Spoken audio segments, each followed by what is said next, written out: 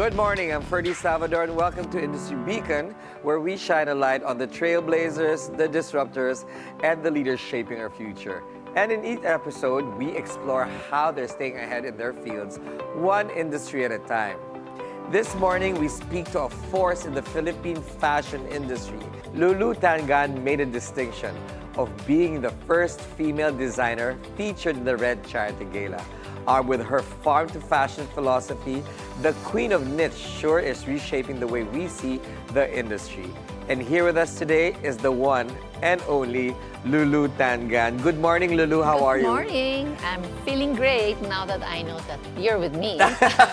Thank you. Okay. We're so glad that you're here because, obviously there's a lot of things written about you and your career, you being as the Queen of Knits of the Philippines. But what do people want to know is, perhaps, how you started. Okay, I started actually at the SM. It was still called Shoe Mart then Yes. at the time. Let's not date ourselves. I know, yeah. okay. And I applied as a designer, but that time there was no opening because there were other designers ahead of me like Cesar Galpo, Jane Goldborn, and then... Greats as well, yeah. Yes, and then they gave me a job as a buyer, fashion buyer for the Boutique Square, and after like 3 years, I requested to be one of the designers, house designers at SM. And how Yeah. long was that until you branched And out? that was like 1980 or 1979, and then I went on my own in 1985, out of probably opportunity, you call it, and luck. Yes. But why knits?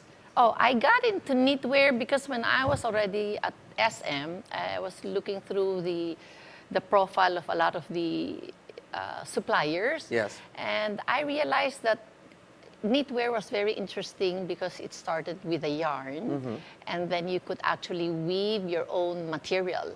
You could weave the pattern, the texture that you want, choose the right colors that you want also.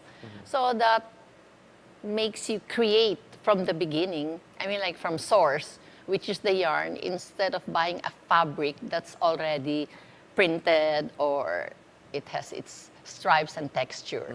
So that for me was a very interesting challenge. It was alluring. Right, and I think it's also because I love craft. So people into craft are usually they love to innovate and create their own thingy. But that's the true symbol or marking of a creative genius like yourself. But of course, during that time, at your very young age as a designer with that department store, the Philippine textile industry was alive, At that time, I still remember, the likes of Dior would be in the Philippines, being manufactured here, outsourced in the Philippines. Do you think you still feel the same way about the Philippine textile manufacturing industry here? I'm quite positive that there are some ways, but I think the shift of it, we could still create a textile industry, but I think we have to target the upper market. Yes. And focus on craft becoming artisanal. Because when you say craft, it's handwork that's been there, stale, and not relevant to use.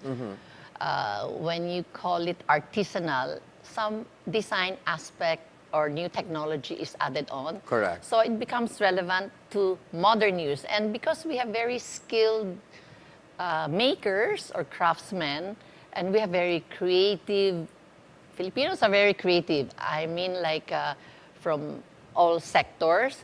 I feel that with creativity and the skill put together and the right way of positioning our textiles, we can go far. Let me backtrack. But we need a leader. Yeah, let me backtrack Okay. a little bit. The real question I wanted to ask you is the textile industry dead?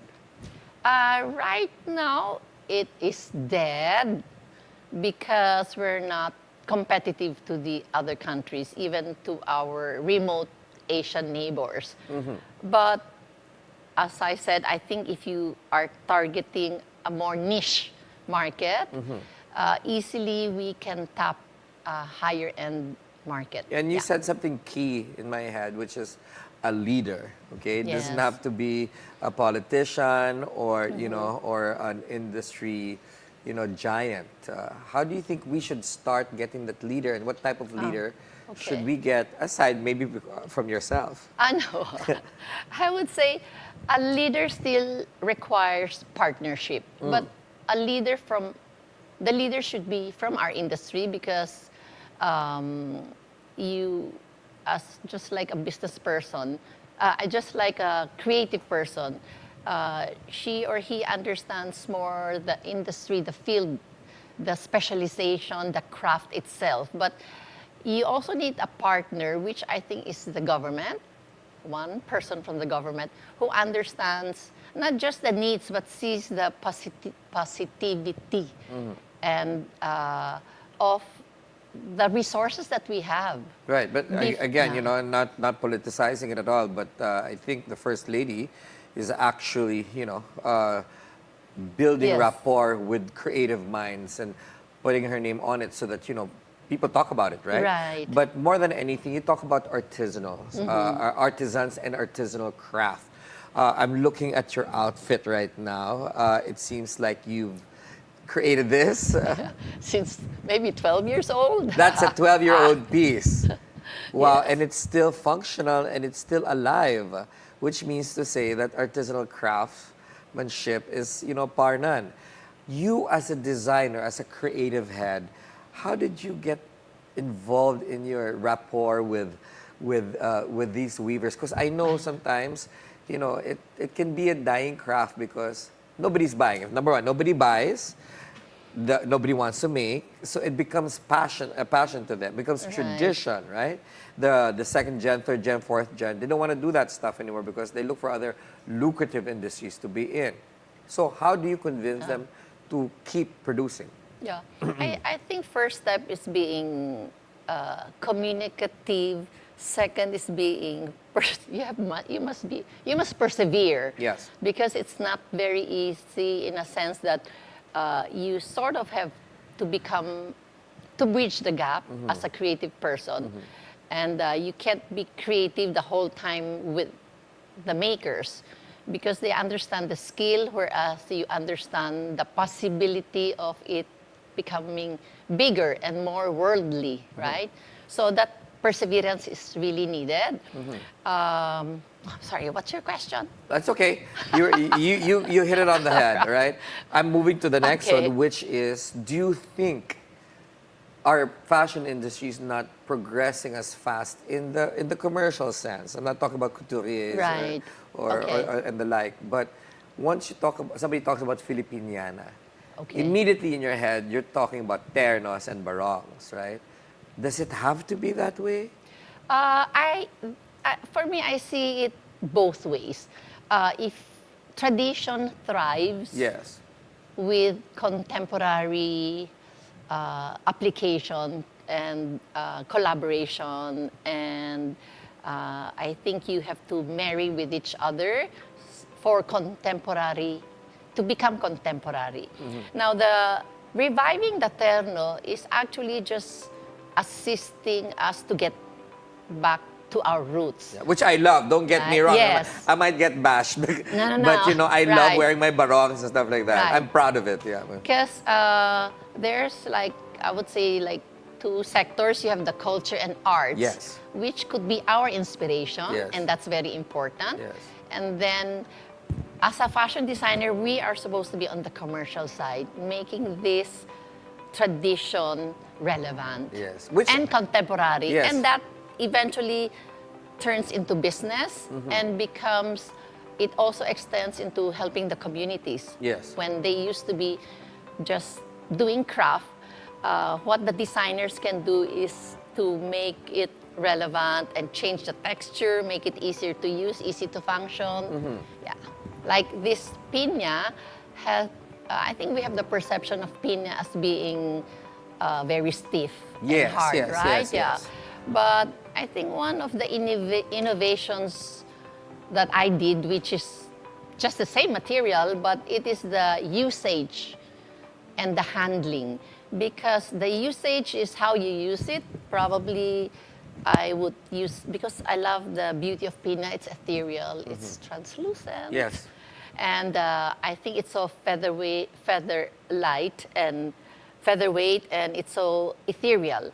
And it should not be hidden with a thicker lining. So I think layering is a way you could update your piña. You could wear it with lace that makes it a little bit more feminine, more traditional. You could wear it with t-shirt, like the barong, you used to wear it with camiso. Camisa de chino. Which I still do. Right, yeah. So that layering makes the fabric relevant, because piña is not as rough as or as sturdy as the commercially woven fabric, which is very dense. Yeah, with cotton. Which is very dense, no? Yeah. Yes. It's that the technical weave, that's the difference. In piña, it's very loosely woven because it's hand. And then the commercially woven fabrics are very tightly woven, so it's stronger, right? So this usage will help piña become more relevant to use. And contemporary. And handling, you can actually wash it. You don't have to dry clean it all the time. You shouldn't dry clean it actually, but we'll get back to that topic. Okay. We're going to take a quick break. Industry Beacon will be right back. Stay with us.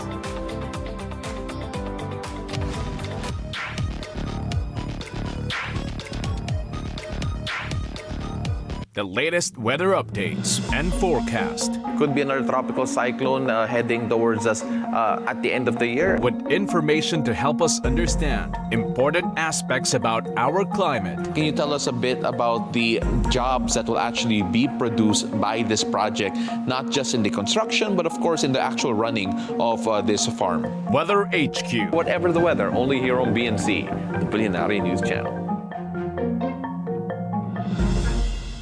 Hello and welcome to Follow the Money. I'm Rain Musni. Join us as we explore the tools and insights you need to jumpstart your financial journey. We empower. Filipino startups can actually compete globally. We motivate.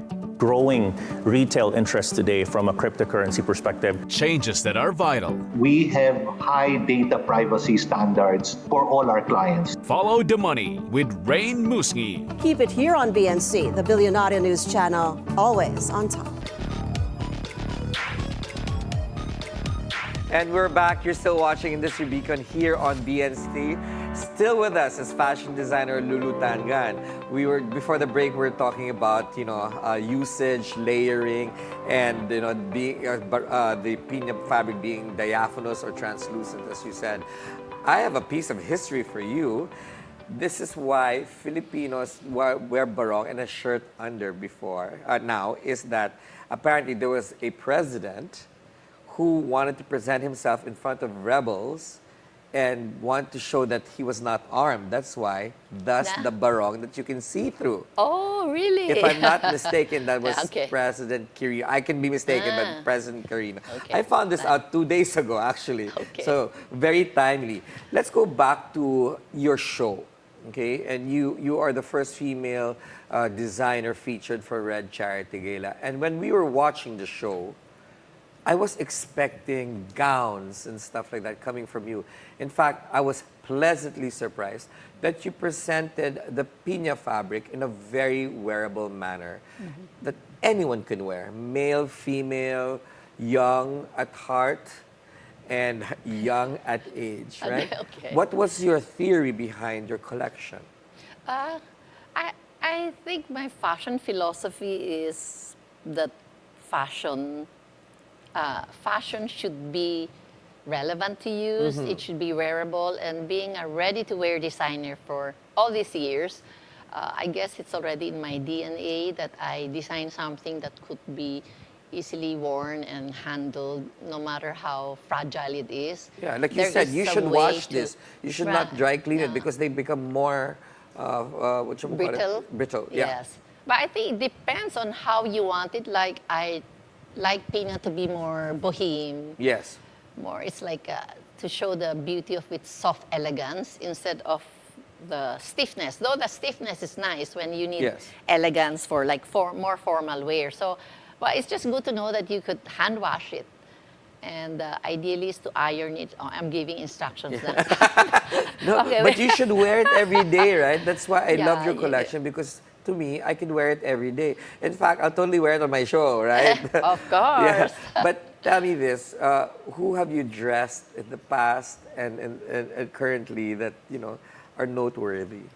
I think every customer is noteworthy Okay, for yes. me because I think I believe in diversity, and I think one of the reasons why I have gone through this journey of I would say transforming piña from something untouchable maybe Yes. or unreachable or unknown to a lot of the young people. I translate it into a younger look just so that it's easier to reach the market. Yeah. And I appreciate all my customers from way back. And because I started with knitwear, a lot of them are Filipinos who jet setters who travel to New York Yeah. to colder countries. I still have your and pieces. Today, when they come back, they always remind me that they still have the knitwear, Yes. like you. That was at least 12 years ago. I still remember Right. my cardigans. And in Oh, fact, yes. I wore it, I think, 3-4 weeks ago. right. Because I can fit in them now again. What about good. dream collaborations? Who do you want to work with internationally? Maybe Dries Van Noten. Wow, you're pushing the right buttons with me. Dries is amazing. Yeah, because I think Dries is an artisanal designer. Yes, He really starts with making his own fabrics. Yeah, from the print to the dyeing to all the handcraft, and it's good to work with someone or to collaborate with someone who kind of are in the same aesthetic appreciation. What about the dream project that is connected to fashion but in the Philippines? Dream project. I think we're starting with a lot of dream projects already, like Suki, who has done this Vogue exhibit Yes. in Paris. I think the media can do a lot. Yeah, we designers can create, can prepare the products, can inspire them projects, but I think they're the ones that can plan the projects and that can do the right marketing for the Philippines. Yes. Yeah. What's the next step for the Lulu Tan-Gan brand? Oh, I still don't know. Are you It's still a surprise. Are you still reeling from the show? I mean, it just happened like a couple of weeks back. Right, but soon we'll have Turnocon. Yeah. Turnocon will be a very interesting one because this year, on January 2025, it will be a bigger show. Is it your first Turnocon? Yes, yeah. Oh, okay. Wow. I think you only join the main competition because you have it happens every other year. Correct. Yeah, but there are sub shows that's done in I think it has been done at the malls in Yes. Aura and also the Galleria, Museo Galleria. Yes, and Yeah. also in Japan, And in our Japan, dear friend yes. Dennis Lustico showed there for his Right. Turnocon. But I'm glad that you're championing female designers because, who knows the body of a female best but a female, right? I mean, not underlining of, about our other designer luminaries in the country, right? But what about other pieces that you haven't created yet that you want to create as a line? I think maybe new materials, but new indigenous materials. Such as? Yeah, piña has been around, is already an industry. Yes. It just needs to be constantly revived and designers and creatives constantly innovating. But I think there is the water lily. There is Interesting.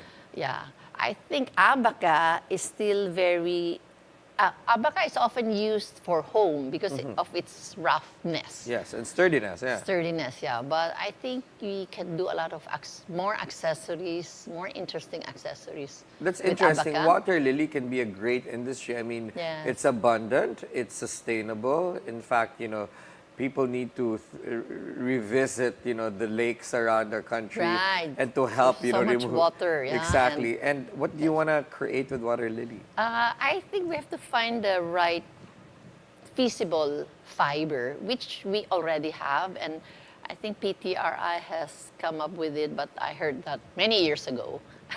And so far, it's not been on a commercial, it has not been offered to us creatives.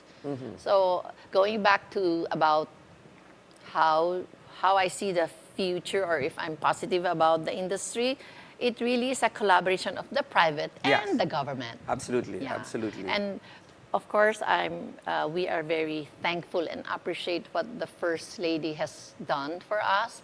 And not just the creatives, but a lot of the indigenous have been introduced directly to the Manila or the other city, to the market, direct Yes. to the market. Yes. Yeah. But there should still be ways to bridge craft to design. Yes, there still needs to be more innovation. Yes, machinery, Yes. equipment, obviously, Right. to And make sure that design relevance. design relevance, yes. Yes, And of course, markets. Right. I mean, you can create as much as you want, but if you don't have a market, then it stays there. Correct. So we have the media. Yeah.